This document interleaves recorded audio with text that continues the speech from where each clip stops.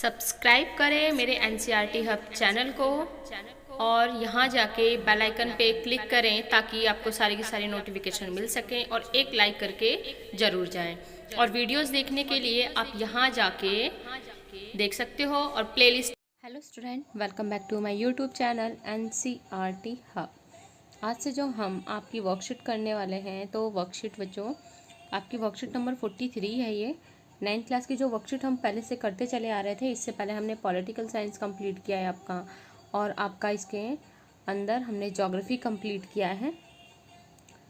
तो अब जो आपका चैप्टर है ज्योग्राफी आपकी बिल्कुल कंप्लीट हो चुकी है अकॉर्डिंग टू सिलेबस।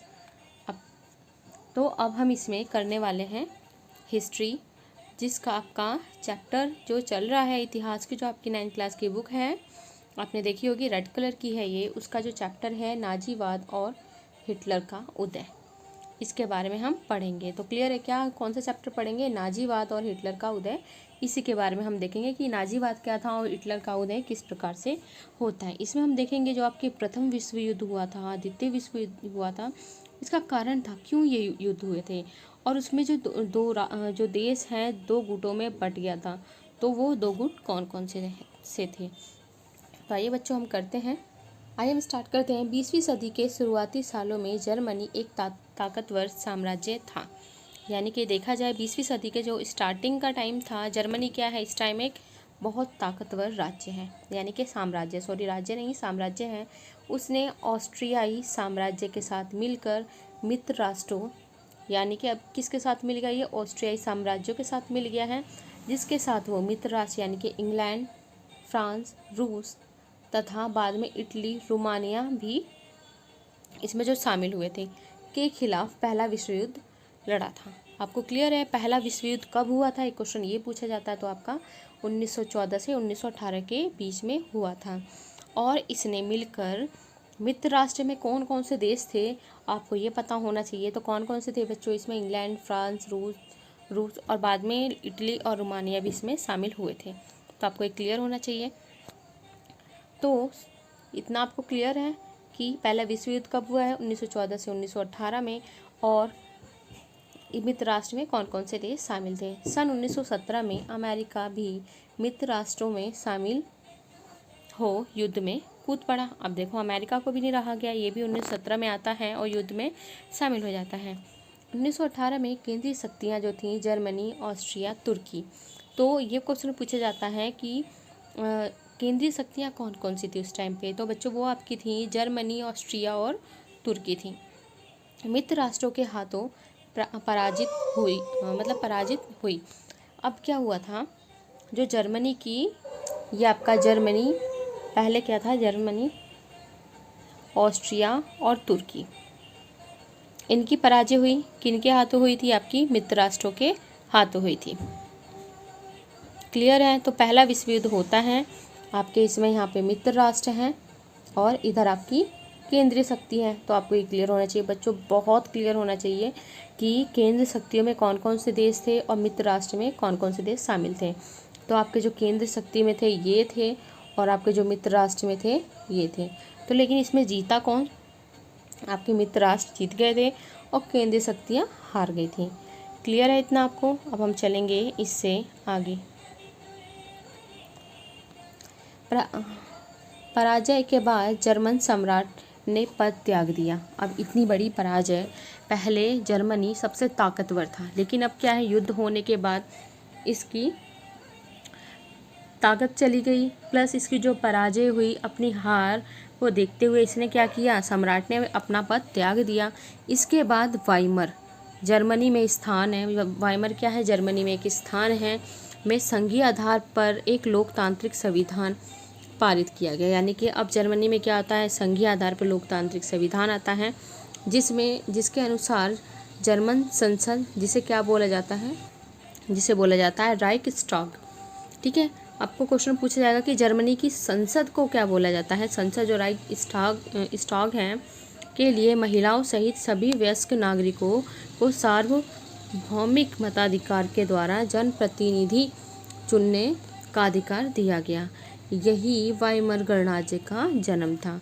क्लियर है। इसमें क्या है, आपकी जो एक संसद थी जिसका नाम है राइक्सटॉग, यहाँ पे क्या है, महिलाओं सहित यहाँ पे महिलाओं को के लिए और जो वयस्क नागरिक थे उनको क्या दिया गया, को सार्वभौमिक मताधिकार यानी कि मत दे सकते हैं, जनप्रतिनिधि सुनने का अधिकार दिया था। यानी कि जैसे आपके यहाँ पे जो वोट देने जाते हैं, इसी प्रकार के यहाँ से ये लोग वोट देने जा सकते थे। नेक्स्ट है, पराजय के बाद मित्र राष्ट्रों के साथ वर्साय यानी कि जर्मनी में एक स्थान है। वर्साय क्या है, ये भी जर्मनी में एक स्थान है। एक स्थान हमने बच्चों और पढ़ा था, इसमें आपका कौन सा था, याद करिए जल्दी से, वाइमर, ये भी जर्मनी में एक स्थान था। वर्साय जर्मनी में एक स्थान की एक तरफा संधि ने जर्मनी पर कठोर और अपमानजनक शर्तें थोप दी। अब क्या है, एक तरफा संधि हुई जिसमें क्या हुआ, जर्मनी हार गया था। हारने के बाद इस पे काफ़ी सारी कठोर जो शर्तें थी इसके ऊपर लगा दी गई और अपमानजनक शर्तें थी। वो कौन कौन सी थी देखते हैं। मित्र राष्ट्रों ने जर्मनी की सेना भंग कर दी, यानी कि जर्मनी अब क्या करेगा, सेना नहीं रख सकता। अगर सेना रखेगा तो वो युद्ध करेगा, तो सेना रखने की मनाही कर दी गई। युद्ध की सारी तबाही के लिए जर्मनी को ही जिम्मेदार ठहराया। उन्होंने ये कहा कि जो ये युद्ध हुआ है इसमें कौन जिम्मेदार है, तो जर्मनी जिम्मेदार है। जिसके बाद उन्होंने जिम्मेदार ठहरा कर 6 अरब पाउंड का जुर्माना लगा दिया। जर्मनी के खनिज संपन्न राइनलैंड इलाके पर कब्जा कर लिया। जो राइनलैंड यहाँ पे जगह है जर्मनी में, काफ़ी फेमस है, काफ़ी प्रसिद्ध है खनिज के लिए, इस पे कब्जा कर लिया। और जर्मनी को अपने सारे उपनिवेश, 10% आबादी का, 13% भूभाग का, 75% लौह भंडार तथा 26 कोयला भंडार और फ्रांस, पोलैंड, डेनमार्क, लिथुआनिया के हवाले करने पड़े। यानी कि ये जो जितना भी परसेंटेज दिया हुआ कि आबादी का 10% इन सब का किसको देना पड़ा, फ्रांस, पोलैंड और डेनमार्क, लिथुआनिया को देना पड़ा। विडंबना यह थी कि पुराने साम्राज्य द्वारा किए गए अपराधों का हर्जाना नवजात वाइमर गणराज्य से वसूल किया जा रहा था।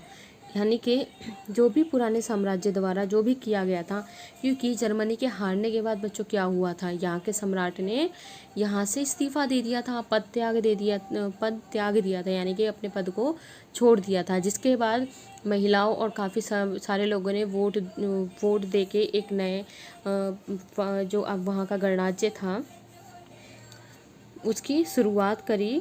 लेकिन क्या है, इसलिए यहाँ बोला गया है नवजात वाइमर गणराज्य। तो इसके ऊपर इतना ज़्यादा आप देख सकते हो हर्जाना लगाया गया। बहुत सारे जर्मनों ने न केवल इस हार के लिए बल्कि वर्साय में हुए इस अपमान के लिए भी वाइमर गणराज्य को ही जिम्मेदार ठहराया था। तो बताइए बच्चों, आपको क्या लगता है कि यहाँ पे इनकी कोई गलती थी या नहीं थी?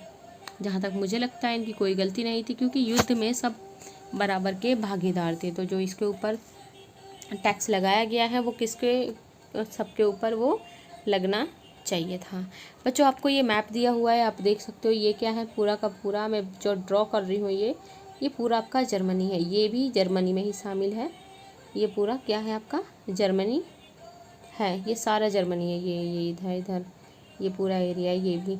तो अब देखो क्या होता है, अब जिस पे ये देखो ये सारा का सारा एरिया जो मैंने ग्रीन कलर से ये ले लिया है, ये सब पोलैंड के अधिकार में चला गया था। और ये वाला एरिया जो यहाँ पिंक कलर का डेनमार्क के अधिकार में चला गया था। और ये जो काफ़ी ये वाला लॉरेंस था ना, ये लॉरेंस वाला आपका एरिया फ्रांस के अधिकार में चला गया था। और ये जो छोटा सा एरिया देख रहे हो पिंक कलर का, ये बेल्जियम के अधिकार में चला गया था। तो ये देखो मतलब जर्मनी का ये पूरा का पूरा क्षेत्र जिस पे क्या करते हैं ये लोग कब्जा कर लेते हैं। और ख़ासकर वो क्षेत्र, उस क्षेत्र पे कब्जा करते हैं जो खनिज संपन्न था, जहाँ खनिज बहुत ज़्यादा मिलता था।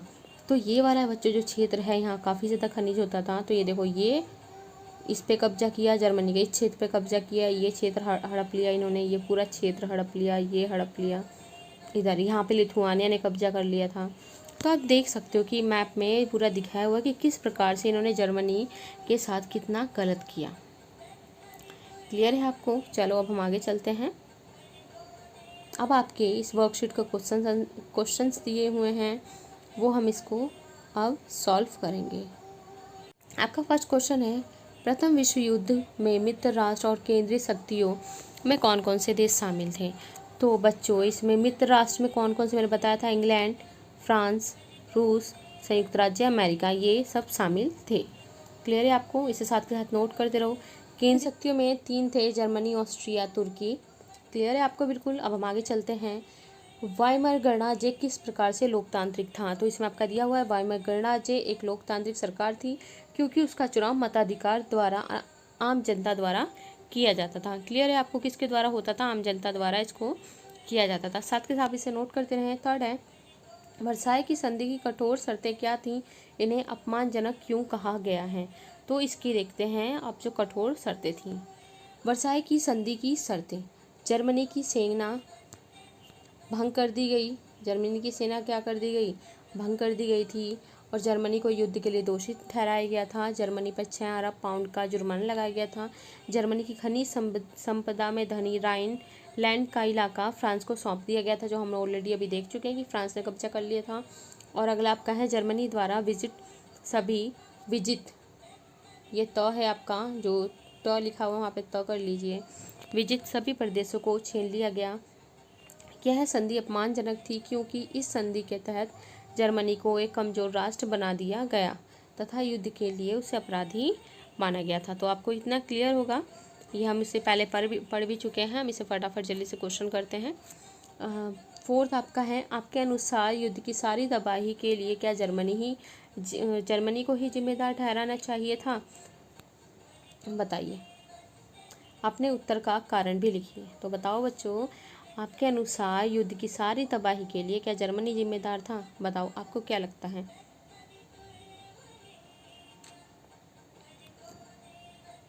हम इसमें आंसर करते हैं।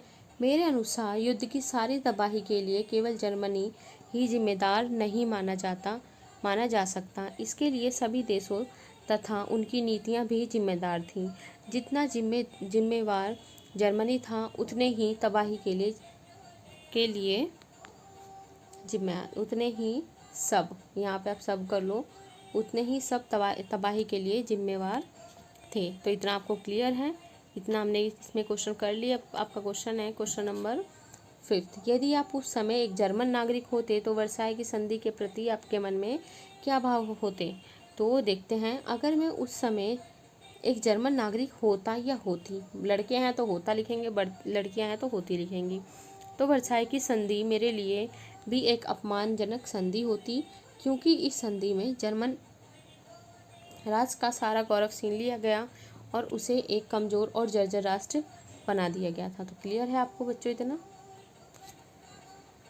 आगे आपको जो क्वेश्चन नंबर आपका 6 है उसमें है, मानचित्र का अध्ययन कीजिए और वर्साई की संधि के बाद जर्मनी द्वारा खोले गए 2 क्षेत्रों के नाम लिखिए। तो बच्चों पहला है अल्सेस, दूसरा है लॉरेन। क्लियर है आपको? इसका है अल्सेस और लॉरेन। तो बच्चों ये आप क्वेश्चन इसे कर लें, नोट कर लें सही से। अगर आपको कुछ भी प्रॉब्लम है मैं इसे दोबारा आपको शो कर देती हूँ, आप ये से देखें, या आप इसका स्क्रीनशॉट ले सकते हैं या वीडियो पोस्ट करके इसे आप आराम से नोट कर सकते हैं ताकि आपको कोई भी काम करने में प्रॉब्लम ना हो। नेक्स्ट यहाँ से या आप इसको पूरा देख सकते हैं, ये वाले सारे के सारे पॉइंट। नेक्स्ट इसमें आपका ये है क्वेश्चन नंबर 4th और 5th एक साथ नोट कर सकते हो। इसके बाद आपका क्वेश्चन नंबर 6 क्लियर है, ये नेक्स्ट पेज पे है। क्लियर है आपको? क्वेश्चन नंबर 6 आपका हो गया और ये 4th 5th एक साथ हो गया, इसे नोट कर सकते हो। उसके बाद आपका ये 3rd पूरा का पूरा क्वेश्चन है, इसे नोट कर सकते हो। इसके बाद आपका ये 1st और 2nd है। तो बच्चों आशा करती हूँ आपको आज की ये वर्कशीट समझ में आई होगी, आपको मज़ा आया होगा। जो आपका ये चैप्टर चल रहा है, ये चल रही है आपकी हिस्ट्री की। आपकी रेड कलर की बुक है, अगर देखोगे आप एनसीईआरटी की तो रेड कलर की बुक है। आप इसके साथ साथ अपने घर पे ये चैप्टर भी रिवाइज करते रहें जिससे आपको और अच्छे से क्लियर होगा। जो भी बच्चे अच्छे से पढ़ना चाहते हैं उसे घर पे ज़रूर रिवाइज करें, जिससे आपको और अच्छे से समझ में आएगा। अपनी कॉपी में क्वेश्चन वही करने हैं आपको जो इस वर्कशीट में आपको कराए जा रहे हैं। तो बच्चों अब आपको क्या करना है, मेरे चैनल को सब्सक्राइब कर लो। जो नए आए हैं वो चैनल को सब्सक्राइब कर लें और वीडियो को लाइक करें और दूसरे के साथ इसे शेयर ज़रूर करें। क्लियर है? लाइक के लिए इस तरीके का हैंड बना हुआ है, इस हैंड पे क्लिक करेंगे जिसमें अंगूठा ऊपर के उस साइड है। क्लियर है बच्चों? मिलते हैं नेक्स्ट वीडियो में नेक्स्ट वर्कशीट के साथ।